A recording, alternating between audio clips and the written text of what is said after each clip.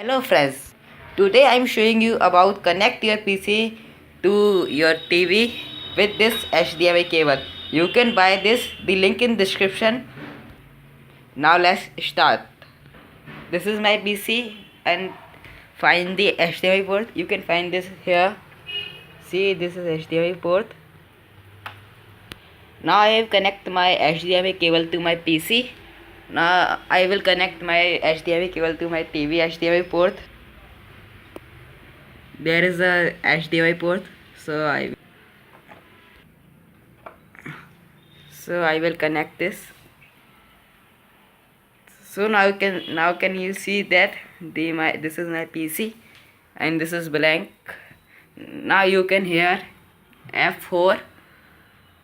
You can see that duplicate. Here you can see that,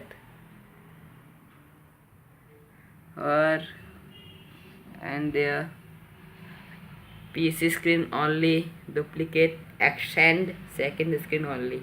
There is 4 option to you